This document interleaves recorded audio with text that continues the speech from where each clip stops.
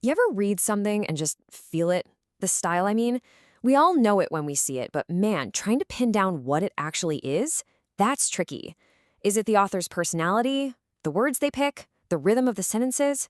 Well, today we're going to pull back the curtain and demystify style. We're going to look at the science behind it all, and it turns out there's a pretty amazing method to the magic. So, to really get a handle on what style is, let's go all the way back to the beginning. Where does the word even come from? Believe it or not, its origin is something you could actually hold in your hand. That's right. Style comes from stylus, a literal stick. The Romans used it to write on wax. So, what started as a word for the tool itself, the physical instrument making a mark, slowly morphed over time to mean the unique way someone writes. It's a great reminder that style has always been connected to the very act of putting words down. Okay, so from that one simple physical object, the whole concept of style just exploded. Linguists have come up with at least 6 totally different ways to think about what style is. Let's dive in and check them out. First up is the one we all kind of know intuitively, style as personality. You've probably heard the old saying, style is the man himself. It's this idea that a writer's personality, their unique quirks and all, just shines right through their words. It's why we can talk about a Shakespearean style or a Joycean style like we see here. It's like their personality is a fingerprint they've left all over the page. All right, number 2 is a real classic view, style as ornamentation, or as they used to say, the dress of thought. The idea here is that you have your core message, your plain thought, and then you add style on top of it, like decorations on a cake. It's all about making the message sound more beautiful or more persuasive. It's like taking a simple idea and putting it in a fancy tuxedo. Now, for a more modern take, and this one is super powerful, style as choice. This says style isn't something you just tack on at the end. Instead, it's something that comes out of all the thousands of little decisions a writer makes. Choosing this word instead of that one, or phrasing a sentence this way instead of another, all those little choices add up to create a totally unique style. And this right here is the big difference, the key question.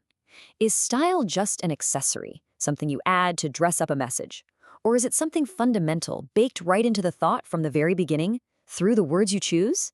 This is the debate that modern stylistics really digs into. Building right on that idea of choice, we get style as variation. Just think about words that basically mean the same thing, like children versus kids. They're synonyms, sure, but they don't feel the same, do they? They carry a totally different vibe, a different social and emotional weight. Style lives in those tiny but super important variations. And sometimes, style is all about breaking the rules. We call this style as deviation.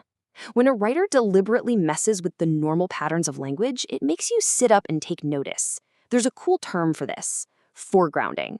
It's like the writer shines a spotlight on a specific word or phrase, making it jump out from the background and grab your attention. And finally, our 6th view, style as connotation. This one's all about the hidden layers. It says that style isn't just in the dictionary definition of words, but in all the extra baggage they carry with them, the associations, the feelings, the ideas. This is where you find all the good stuff, like metaphors, symbols, and even the secret ideological messages hiding just under the surface. Phew.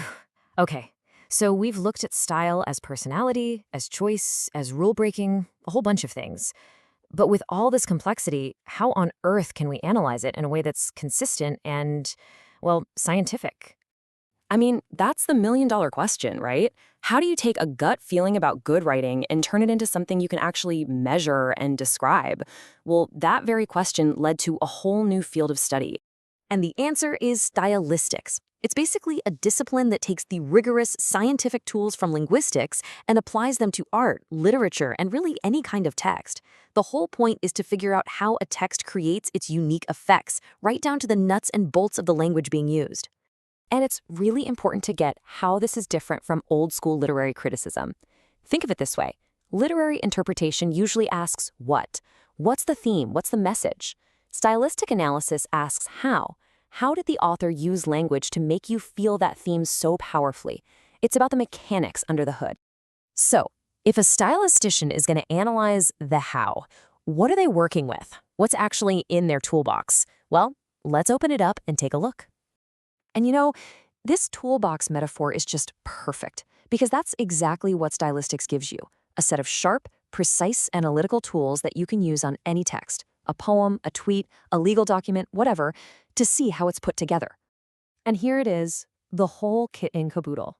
What's so amazing is that it shows us language isn't just one big blob, it's made of layers. You can zoom way in and analyze the actual sounds of words. That's phonology.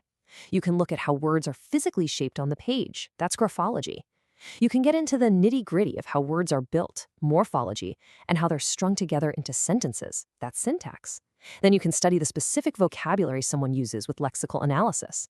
And finally, you get to meaning itself, the dictionary definition, which is semantics, and then the meaning in a real-life situation, which is pragmatics.